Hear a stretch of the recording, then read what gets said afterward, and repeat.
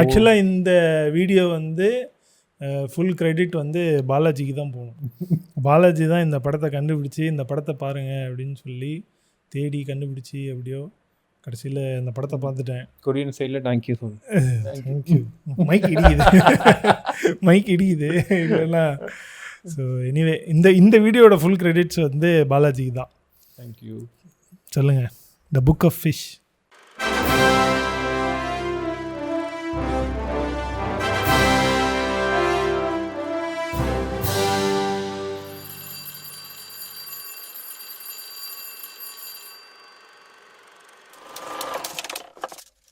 எப்படி எங்கே பார்த்தீங்க? எப்படி பார்க்கணும்னு தோணுச்சு? நான் கொரியன் ஃபிலிம் ஃபெஸ்டிவல் போயிருந்தேன். ஓ, இங்கே சென்னையிலையா? சென்னையிலேயே தான் நடக்குது. அடையாரில் வந்து சாகூர் என்எஃப்எஸ்டின்னு இருக்கு, அங்கே வந்து நடக்குது. இது ஃப்ரீ அட்மிஷனா இந்த ஃபிலிம் ஃபெஸ்டிவல்? ஆமாம், இது ஃபிலிம் ஃபெஸ்டிவல். ஆக்சுவலி இது எங்கேயுமே அறிவு. சென்னையில் வந்து ஐசிஏஎஃப்னு ஒரு அமைப்பு இருக்கு. அந்த அமைப்பு தான் வந்து இன்டர்நேஷனல் ஃபிலிம் ஃபெஸ்டிவலை வந்து கண்டக்ட் பண்ணிடலாம். அப்படிதான் அந்த அமைப்பு எனக்கு தெரியும். ஓகே. அந்த அமைப்போடைய ஃபேஸ்புக் பேஜை நான் ஃபாலோ பண்ணுறேன். இந்த இனாகிரேட்டட் படமா இந்த படம் வந்தது. ஓ, இதுதான் ஃபர்ஸ்ட் படம். ஆமா ஆமா ஃபெஸ்டிவல். ஆமா. ஆக்சுவலா ஃப்ரைடே சாட்டர்டே சண்டே இந்த 3 நாளும் படங்கள். சூப்பர். அது அந்த ஃபேஸ்புக் குரூப்பை அனுப்புங்க, நான் ஃபாலோ பண்ணிக்கிறேன். டிஸ்கிரிப்ஷன்லையும் போட்டுருவோம், பல பேருக்கு பயன்படும். அப்படி ரொம்ப இன்ட்ரெஸ்டடாக இருந்தீங்கன்னா நீங்கள் அந்த ஐசிஏஎஃப் உடைய சப்ஸ்கிரிப்ஷன் எடுத்துக்கலாம். லைக் இயர்லி அப்படி ஒன்று இருக்கு. அப்படி ஒன்று இருக்குது. ஓகே. இயர்லி சப்ஸ்கிரிப்ஷன் ஒரு நாமினல் அமௌண்ட் தான். அது எடுத்திங்கன்னா நீங்கள் ஒரு ஃபினான்ஷியல் இயர் ஃபுல்லாக நீங்கள் என்ன ஃபிலிம் ஸ்க்ரீன் இப்போ அது ஆக்சுவலாக எப்போ உங்களுக்கு யூஸ் ஆகும்னா, டிசம்பரில் வந்து சென்னை இன்டர்நேஷ்னல் ஃபிலிம் ஃபெஸ்டிவல் நடக்கும். அது வந்து ஒரு 10 டேஸ்க்கு நடக்கும். அப்போ வந்து நீங்கள் எந்த பைசாவும் கொடுக்க தேவையில்லை. இதுக்கு வாங்கினா. ஓ, ஓகே. சூப்பர். படத்தை வந்து த புக் ஆஃப் ஃபிஷ் 2021 வந்த ஒரு கொரியன் ட்ராமா ஃபிலிம். ஏன்னா எனக்கு இந்த படத்தோட பின்னணி தெரியல, ஸோ அதை முதல்ல சொல்லிடலாம். சரி, ஓகே. படத்தோட பின்னணி என்னென்னா, நான் அதை தப்பாக ப்ரொனவுன்ஸ் பண்ணக்கூடும் அந்த பேரை, ஏன்னா எல்லாம் போட்டுடலாம், அதில் டெக்ஸ்டாகவே போட்டுறேன். ஜியான் யுக் ஜியான் அப்படிங்கிறவர் வந்து ஒரு ஸ்காலர், பெரிய படிப்பாளி, நிறைய படிச்சிருக்காரு. அவருக்கு அண்ணன் தம்பிங்கெல்லாம் இருக்காங்க. 19ஆம் நூற்றாண்டோட தொடக்கம், அதாவது 1801 அப்படிங்கிறதுல அந்த ஜோசியான் டைனாஸ்டின்னு ஒரு இது நடக்குது. அப்போ வந்து கிறிஸ்டியானிட்டி வந்து அந்த நாட்டுக்குள்ளே வரும்போது சில பேரெல்லாம் வந்து அந்த கன்ஃபியூஷனிசம் அதுவே ஒரு கன்ஃபியூசிங்காக இருக்குது. கன்ஃபியூஷனிசம் அப்படிங்கிற அந்த கன்ஃபியூஷனிசம்ன்றது ஒரு மதம் கிடையாது, அது வந்து ஒரு ஃபிலாசபி. அது வந்து ஒரு நெறிமுறைன்னு வச்சுக்கோங்க. கிட்டத்தட்ட நம்ம ஊர் திருக்குறள் மாதிரி. ஆமாம். பட் என்ன ஒன்றுன்னா, கன்ஃபியூஷனிஸுக்கும் திருக்குறளுக்கும் பெரிய டிஃப்ரென்ஸு அப்படின்னு நான் சும்மா படித்ததில் என்ன தெரிஞ்சுக்கிட்டேன்னா, கன்ஃபியூஷனிசம் வந்து ஒரு கவர்மெண்ட் சொல்கிற ஒரு ரூலாகவே அங்கே இருக்குது. ஆமாம். இங்கே வந்து அதை நம்ம புக்கில் மட்டும் படிச்சுக்கிட்டு மற்ற என்ன ஒன்றும் பண்ணலாம். அதுதான் டிஃப்ரென்ஸு. ஸோ அதை வந்து அது ரொம்ப ஸ்ட்ரிக்டாக இருக்கணும். எல்லாரும் அதை படித்தவங்க தான் பெரிய பதவிகள் கொடுப்பாங்க, அரசாங்கத்தில் வேலை கிடைக்கும். அது ஸ்ட்ரிக்டாக ஃபாலோ பண்ணணும், டிசிப்ளினாக இருக்கணும், நிறைய ரூல்ஸ் அண்ட் ரெகுலேஷன். அது வந்து ரிச்சுவல்ஸாகவே நிறைய இருக்குது. கன்ஃபியூஷனிசம் டெம்பிள்ஸே இருக்குது, கோயில்கள் இருக்குது. ஆனால் அப்புறம் உள்ள கடவுள்லாம் இருக்காது. இப்போ அந்த கான்செப்டை செலிப்ரேட் பண்ணுறதுக்கான ஒரு இடமா தான் அந்த டெம்பிள்ஸ் இருக்குது, அந்த கோயில்கள், கன்ஃபியூஷனிசம் கோயில்கள். ஸோ அப்போ வந்து கிறிஸ்டியானிட்டி உள்ளே வர டைமில் சில பேர் வந்து அந்த கேத்தலிக்ஸாக அது வந்து மாறுறாங்க. இது நல்லா இருக்கே அப்படின்றாங்க. இதில் வந்து ஈக்குவாலிட்டி இருக்கிற மாதிரி அவங்க நினைக்கிறாங்க. கன்ஃபியூஷனிசமில் வந்து பிளைண்டாக ஒரு அத்தாரிட்டியை ஃபாலோ பண்ணுற மாதிரியான ஒரு கான்செப்ட் இருக்கிற மாதிரியும், கேத்தலிக்ஸ் எஸ்பெஷலி ஜீசஸை ஃபாலோ பண்ணுறவங்களுக்கு ஈக்குவாலிட்டி, லவ் அதிகமாக இருக்கிற மாதிரியும், எஜுகேஷனுக்கு இம்பார்ட்டன்ஸ் கொடுக்குற மாதிரியும், குருட்டுத்தனமாக ஒரு பெரிய அதிகாரத்தை ஃபாலோ பண்ணாத மாதிரியும் இதில் சில விஷயங்கள் இருக்கிறதா தோணுது. ஸோ எல்லாரும் கேத்தலிக் அவங்களுக்கு தோணுதுங்க. நாங்கள் அப்புறமா அங்கே இருக்கிற இவருக்கு தோணுக்குது. அப்போ வந்து முக்கியமாக இந்த ஜியாங் யுக்யாங் அப்படிங்கிறவரை வந்து கத்தோலிக்க இதில் வந்து அவருக்கு நம்பிக்கை ஏற்படுது. அவருக்கும் அவங்க அண்ணங்களுக்கும், அண்ணன் 2 பேரும் 3 பேர், அண்ணன் 2 பேர், அவர் ஒருத்தர், அண்ணன் தம்பி 3 பேர்.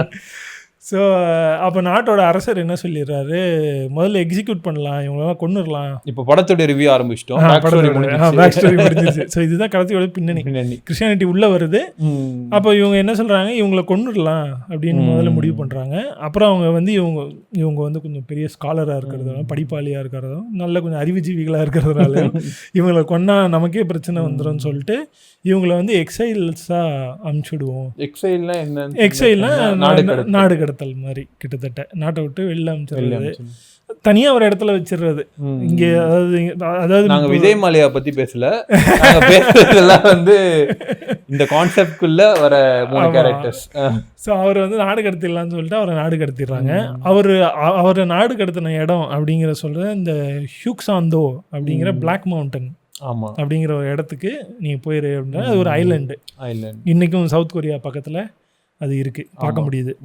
கூகுள் மேப்ஸில் நான் போய் பார்த்தேன், இருக்கா அப்படின்னா இருக்குது. அதே காமிச்சிருங்க. அதே போட்டுடலாம். ஸோ அங்கே வந்து அவர் வந்து தங்கிடுறாரு.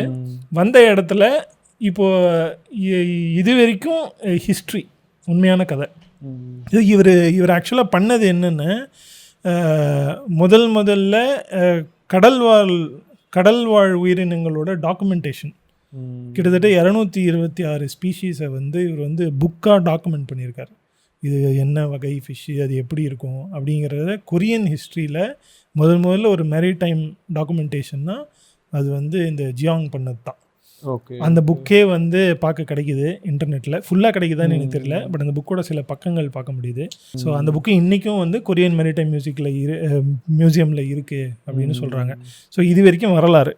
இப்போ படத்தில் என்னென்னா, இதை வச்சுக்கிட்டு என்ன பண்ணியிருக்காங்க, அவர் இந்த ஐலாண்டு வந்த உடனே அங்கே இருக்கிற ஒரு ஃபிஷர்மேனை சந்திக்கிறார், சாங் டே அப்படின்னு அவனோட பேர். அவனுக்கு வந்து படிக்கிறதுல இன்ட்ரெஸ்ட் இருக்குது, அவன் ஜாலியான ஒரு கேரக்டர். ஸோ அதுக்கப்புறம் அவன் நீங்கள் வந்து எனக்கு கற்றுக் கொடுங்க அப்படின்னு அவன் சொல்கிறான். ஸோ இவர் வந்து ஒரு மென்டாராக ஆகிறாரு, ஒரு பாடம் சொல்லி கொடுக்குறவரா. இவருக்கு பதிலுக்கு இவருக்கு என்ன வேணும்னா, இந்த ஃபிஷ்ஷை பற்றிலாம் அவருக்கு இவனோட நாலேஜ், அவனுக்கு வந்து ஆக்சுவலாக படிக்கணும்னு ரொம்ப ஆசை. பட்டு அது எப்படி சொல்கிறது, அவர் வந்து அவருக்கு லீகலாக அவர் பிறக்கல. அதனால வந்து பல விஷயங்கள் வந்து அவருக்கு தடங்களாகவே இருந்திருக்கு. ஆனால் அவங்க அம்மாவும் வந்து இவன் படிக்கிறத வந்து ரொம்ப என்கரேஜ் பண்ணல.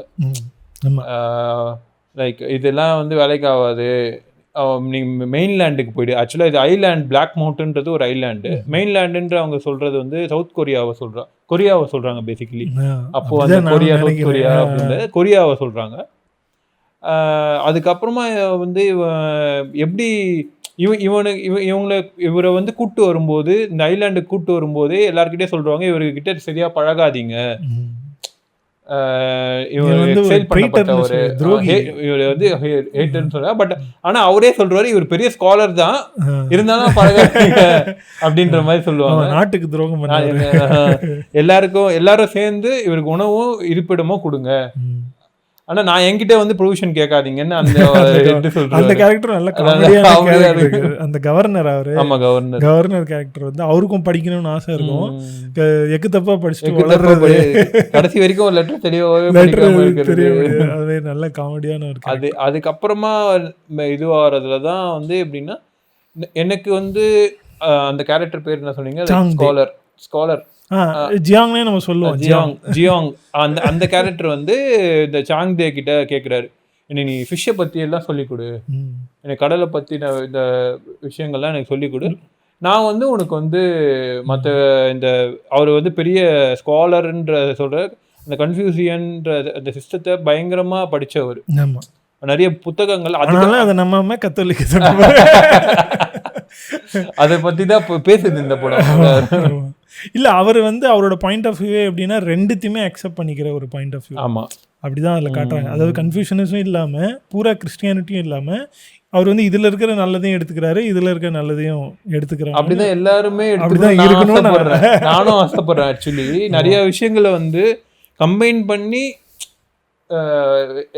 எவ்ரிதிங் ஹஸ் இஸ் குட்னஸ்ன்னு சொல்லுவோம். ஆமாம், கிட்டத்தட்ட படத்தோட மெசேஜும் அதுதான். அந்த மாதிரி ரொம்ப நல்ல ஒரு சீன் இருக்கும். அவர் வந்து ஜீசஸ் கிரைஸ்ட் பத்தி அவர் சொல்லுவாரு, ஆஹா இவர் வந்து ஜீசஸ் கிரைஸ்ட் சொல்ற அவன் தண்ணி எடுத்து காதை கழுவிக்குவான் ஒரு சீன் இருக்கும். அதாவது ஜீசஸ் பத்தி கேட்கறதே வந்து ஒரு பெரிய பாவம், அது ஒரு பெரிய ஒரு தப்பு அப்படிங்கிற மாதிரி ஒரு சிஸ்டம் இருக்கும் அந்த டைம்ல. என்ன ஆளுமை சிற்பின்னு ஒரு இது நான் அடிக்கடி ஷேர் பண்றத வாட்ஸ்அப்ல பார்த்துருப்பீங்க.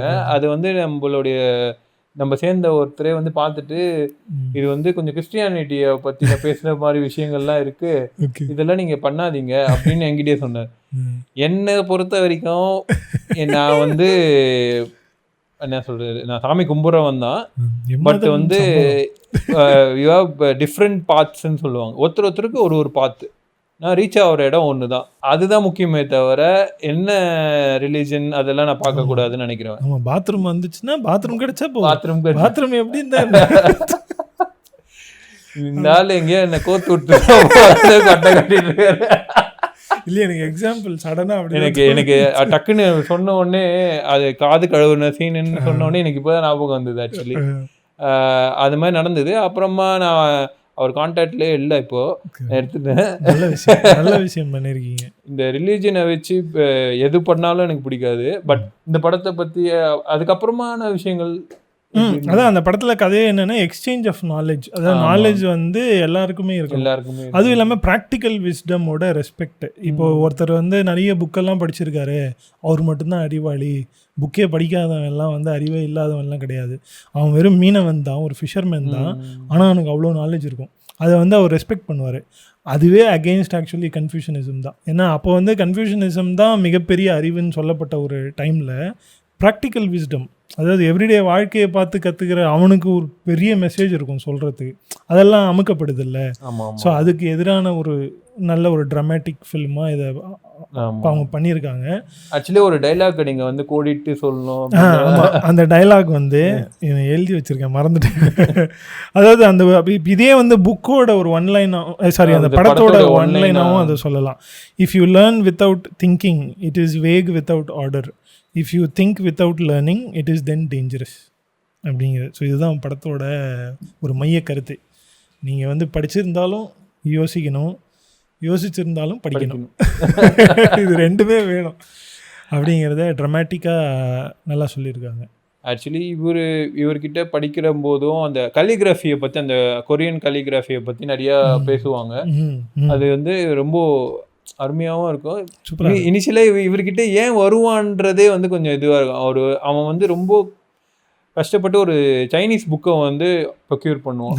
ப்ரொக்யூர் பண்ணிட்டு அந்த புக்கை வந்து ரொம்ப நேரம் பச்சினே இருப்பாங்க, அம்மா கலாச்சினே இருப்பாங்க. ரொம்ப நேரமாக ஒரே வார்த்தையை தான் பேசுகிறேன், நானே இதை திருப்பி சொல்லுவேன், இவ்வளோதான் இருக்கா புத்தகம் ஃபுல்லாகவே அப்படின்னு அவன் ரொம்ப காண்டாயிடுவான். ஐயோ அவர் முன்னாடியே சொன்னார் இந்த புக்கு உனக்கு தெரியுமான்னு, கரெக்ட் தான் போல இருக்குது, அவர்கிட்டயே போய் கேட்டுருவோம் அப்படின்னு வந்து ஜாயின் பண்ணுவான். அப்புறம் நிறைய அந்த இது அந்த காலத்துல இருந்த அந்த டாக்ஸ் கொடுமைகள், வரி கொடுமைகள், சமைக்கிற பாத்திரத்தெல்லாம் வரின்னு சொல்லி எடுத்துட்டு போயிடுவாங்க, செத்து போனவருக்குலாம் டாக்ஸ் போடுவாங்க. ஆமா, எவ்வளவு மோசமா அந்த டைம்ல இருந்திருக்கு. ஸோ அதை வந்து எஜுகேஷன் எப்படி ஓவர் டேக் பண்ணுது, அதுதான் அப்படிங்கிற இவர்கிட்ட கத்துக்கிட்டு இவன் வந்து கன்ஃபியூஷனா நல்லா கத்துக்கிட்ட அப்புறமா அவனுக்கு ஒரு பதவி கிடைக்குது. அதுக்கப்புறமா தான் திரைப்படங்கள்ல நடக்கிற கொடுமைகள் எல்லாம் தெரிய வருது. அப்புறம் தான் நாட்டுல என்ன நடக்குது. அதுக்கு முன்னாடி இவர்கிட்ட வந்து சொல்றான், இவர்கிட்ட இருந்து விலகும் போது அதுக்கு முன்னாடி ஒரு டைலாக் வரும், நீங்க ஏன் வந்து அரசாங்கத்துக்கு எதிராக பேசுனீங்க அப்படின்னு கேட்கும் போதும் சரி, நீங்க ஏன் புக்கு எழுதக்கூடாது, எனக்கு என்னுடைய தாட் ஃபுல்லாவே வந்து எல்லாமே ஒண்ணுதான், கிங் இருக்கக்கூடாது, நோ ரூலர்ன்ற மாதிரி வந்துரும். நோ ரூலர் இதெல்லாம் நான் சொன்னேன்னா நீங்க எடுத்துப்பீங்களா, இப்போ நான் இன்னும் என்னை கொல்லப்படதான் செய்வாங்க அப்படின்ற மாதிரி ஒரு புரிதலுக்கு வரான். அங்க ஸ்கூலே இருந்திருக்காது, அந்த படத்துல அந்த ஐலாண்ட்ல ஸ்கூலே இருந்திருக்காது, இவங்க தான் அந்த ஸ்கூலே நிறுவுவாங்க. இவன் வந்து இவங்கிட்ட மென்டார்ஷிப்காக கேட்குறாங்க, படிக்கிறதுக்கு வருவான்.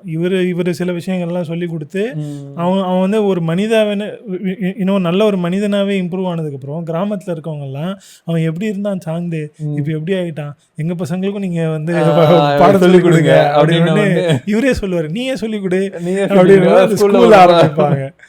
நல்லா இருக்கும் பார்க்கறதுக்கு, ஒரு மாதிரி நேச்சுரலா டெவலப் ஆகுற, அது என்ன சொல்ற பாடசாலையா நம்ம நல்லா டெவலப் ஆகி நல்லா வரும். அதுக்கப்புறமா இவர் சொல்லி இவங்கிட்டேருந்து விடைபெறுவார். எனக்கு தெரிஞ்சு இவங்கிட்ட வந்து விடைபெற்ற கொஞ்ச நாள்லேயே அவரும் வேற இடத்துக்கு போயிடுவார்னு நினைக்கிறேன். இதுக்கு நடுவில் அவங்க வந்து பெதரோட டச்லேயே இருப்பார். இவனை பற்றி வந்து நிறையா இது பண்ணி இப்போ பாராட்டி எழுதுவார். அதே மாதிரி லைக் அவரு வந்து அவங்க பிரதரை ரிலீஸ் பண்ணியிருப்பாங்க, எக்ஸைல்ல இல்லாமல் ரிலீஸ் பண்ணியிருப்பாங்க. அவர் ரொம்ப வந்து கூப்பிடுவார், நீ ஒரு சாரி மட்டும் சொல்லிடு, நம்ம வந்து எல்லாத்தையுமே சொல்லிடுறோம் படமே அப்படி இல்லைங்க. லைக் இது பிக்சரெல்லாம் பார்த்தீங்கன்னா நிறைய அமேசிங் ஃபேக்டர்ஸ் இருக்கு. எங்க வீடியோ எப்படி பிளாக் அண்ட் ஒயிட்ல இருக்கும், படமும் பிளாக். ஆமா, அதில் வந்து நடுவில் ஒரு கேரக்டர் வரும்.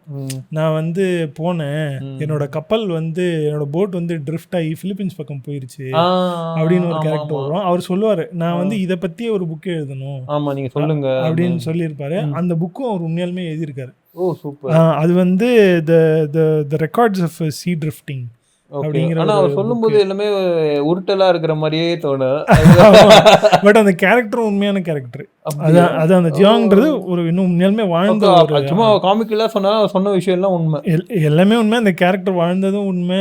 அது கிட்டத்தட்ட ஒரு பயோகிராஃபி மாதிரி தான். இதுல வந்து ஃபிக்ஷனலாக அடிஷ்னல் பண்ணப்பட்டது இந்த சாங்தேன்ற கேரக்டர். அப்புறம் அதை சுற்றி நடக்கிற அந்த கதைகள் தான் ஃபிக்ஷனலாக ஆட் பண்ணது. பட் இந்த கேரக்டர் உண்மையாலுமே சரித்திரத்தில் இப்போ இன்னும் இப்போ 1800களில் வாழ்ந்த ஒரு மனிதர் தான் அவர் தான். அவர் இன்னும் அந்த எஜுகேஷனோட பவர், எஜுகேஷன் வந்து எப்படி சிஸ்டத்தை வந்து கேள்வி கேட்கக்கூடிய ஒரு நிலைக்கு உங்களை வந்து உயர்த்தும். அப்புறம் எஜுகேஷனே இருந்தாலும் உங்களுக்கு மனித வேல்யூ அப்படின்னு ஒன்று இருக்குல்ல, ஹியூமன் வேல்யூஸ் ஒன்று இருக்குது, அதை வந்து எப்படி இது வந்து நெறிப்படுத்திக்கிறது அப்படிங்கிறத முன்வைக்கிற ஒரு கொரியன் ட்ராமா. ஆமாம், கொரியன் ட்ராமானாலே நம்ம பசங்க தேட ஆரம்பிச்சிருவாங்க. ஆனால் நீங்கள் தேடுற ட்ராமா மாதிரி இருக்காது இது ரொம்ப ஹிஸ்டரி அந்த அதோடைய காம்பினேஷனில் இருக்கிறதுனால. லைக் ஐலாண்ட்ஸ்லாம் காட்டும்போது நல்லா நல்லா காமிச்சிருப்பாரு. கேமராமேன் நல்லா ஒர்க் பண்ணியிருப்பாரு. சினிமாட்டோகிராஃபி சூப்பராக இருக்கும். சூப்பராக. அதே மாதிரி அந்த வீடு அவர் தங்கியிருப்பார்ல, அதெல்லாம் அதுவே செட்டு தான்.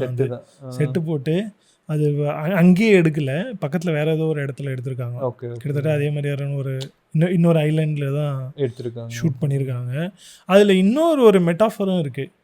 அது நான் படம் பார்த்த உடனே கொஞ்சம் படித்த உடனே தெரிஞ்சுக்கிட்டேன். ஏன்னா நமக்கு பேக்ரவுண்டே தெரியல, அப்புறம் தான் படித்தேன் நான் என்னென்னு. அதில் என்னென்னா இவர் வந்து அந்த புக் ஆஃப் ஃபிஷ்ன்றது ஃபிஷ் பற்றி மட்டும்தான். பட் அது படத்தில் வந்து எப்படி அதை மெட்டாஃபராக காமிப்பாங்கன்னு, இவர் வந்து அந்த ஃபிஷ்ஷை பற்றி சொல்லிகிட்டே இருப்பார். ஃபிஷ் இப்படி இருக்குது, ஃபிஷ் அப்படி இருக்குதுன்னு சொல்லிட்டு இருக்கும்போது அவன் அரசாங்கத்துக்கு எதிராக அங்கே நடக்கிற அந்த கமிஷனர் ஆஃபீஸில் நடக்கிற அந்த சீன் காட்டிக்கிட்டே இருப்பாங்க. ஸோ இவனே வந்து ஒரு ஃபிஷ் மாதிரி தான். ஸோ இந்த புக் ஆஃப் ஃபிஷ்ன்றது இந்த புக்கு இவனை பற்றி தான். படத்துலையும் கடைசியில் வந்து அந்த கிரெடிட் பூராவும் அவனுக்கு கொடுத்துருவாரு. ஆமாம், நான் வந்து சாங்தேன்னு ஒருத்தன் இருந்தான், அவனால தான் இந்த புக்கே வருது அப்படிங்கிற மாதிரி. பட் அந்த கேரக்டர் ஃபிக்ஷனல் இருந்தாலும் அந்த படத்தோட, அதாவது அது வந்து டைரக்டரோட பார்வை அப்படின்ற மாதிரி அதை பண்ணியிருக்காங்க. நல்லா இருக்கு. சினிமாட்டோகிராஃபி, காஸ்டியூம்ஸ் அந்த கொண்டை நல்லா இருந்துச்சு. காஸ்டியூம்ஸ் எல்லாமே சூப்பர். அந்த பேக்ரவுண்ட் செட்டு, அந்த சாங்டேக்கு பேரா நடிச்சவங்களுடைய காமிக்கல் சென்ஸ்லும் அந்த லேடியும் சரி, நான் எல்லாமே பண்றேன், எப்படியோ ஹஸ்பண்ட் ஒய்ஃப் மாதிரி தான் இருக்கு அப்படின்னுவாங்க. ஆக்சுவலா இனிஷியலா இருக்க மாட்டாங்க, அவங்க கேர் டேக்கரா இருந்து அப்புறமா கல்யாணம் பண்ணிப்பாங்க. எனக்கு என்ன நெருடலா இருந்ததுன்னா, ஒரு ஹையர் பதவிக்கு போன அப்புறமா ஒரு வாட்டி இவரை வந்து சந்திச்சிருந்தா எப்படி இருந்திருக்கும், அது என்ன டைரக்டர் பாயிண்ட் அது இல்லை. அதான் அவனுக்கு வந்து அதை வந்து இப்படி கூட நீங்கள் நினச்சிக்கலாம், படித்த கர்வம்னு சொல்லுவாங்கல்ல. நான் எனக்கு அப்படி தான் நினச்சேன். ஆக்சுவலாக அது ஒவ்வொருத்தரும் ஒரு இதுவாக பார்க்கலாம். ஆனால் கடைசியில் வந்து அழுவான், நீங்கள் தான் எல்லாம் சொல்லி கொடுத்தீங்க கடைசியில் அந்த வேல்யூ. அப்புறம் தான் அவனுக்கு தெரியும், நீங்கள் ஏன் கிங் இருக்கக்கூடாதுன்னு சொன்னது எனக்கு இப்போ புரிஞ்சுக்கிட்டேன் அப்படிங்கிற மாதிரி கடைசி கிளைமேக்ஸில் வரும். காமிக்கலாக காமெடியோட ஒரு சின்ன நல்ல ஒரு உணர்வு, ஒரு ஃபீல் குட் ஃபில்மாக. இன்னும் எனக்கு கொஞ்சம் கஷ்டமாக இருந்தது அந்த மொழி. அது சப்டைட்டில் படிச்சுக்கிட்டே நம்ம அது ஒன்றும் பண்ண முடியாது.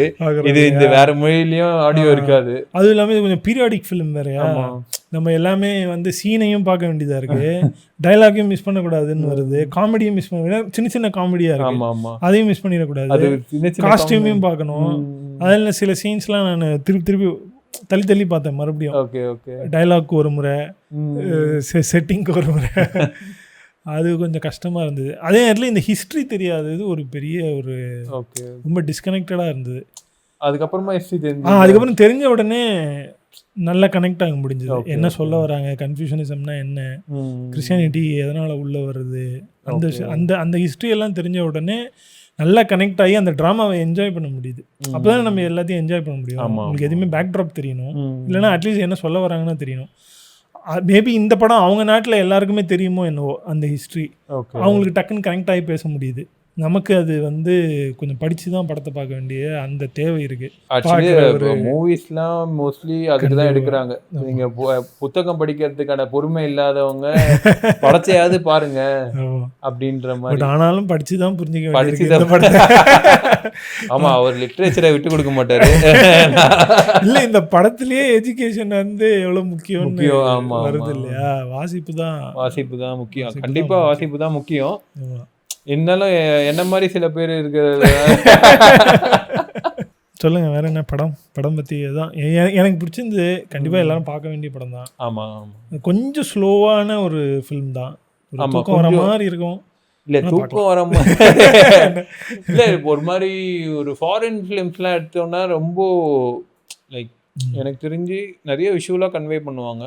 அதனால பெரிய லேர்னிங்கா இருக்கும்.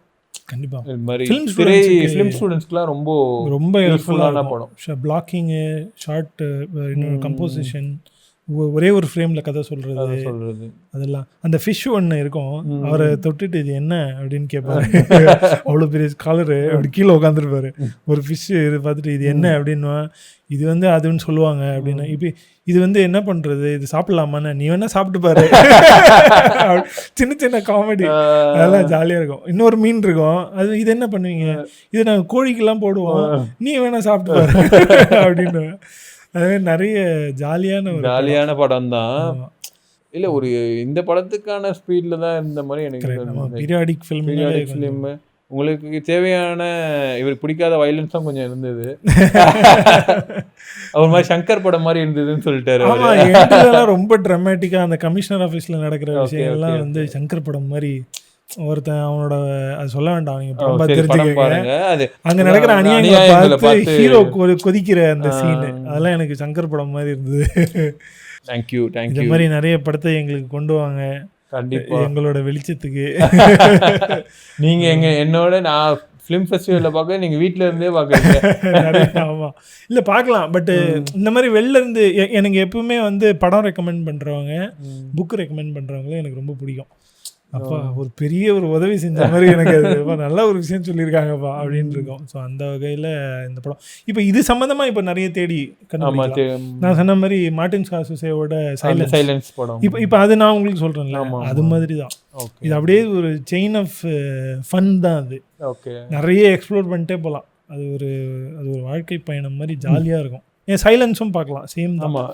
ஜப்பானில் கிறிஸ்டியானிட்டி நுழையிற போகிற நடக்கிற கதை, சிமிலர் பேக்ரவுண்டில் வர்ற கதை, அதுவும் பார்க்கலாம். சைலன்ஸ் அது சூப்பர் படம். ஓகே, மீண்டும் இன்னொரு வீடியோவில் சந்திப்போம், புலம்புவோம், பேசுவோம்.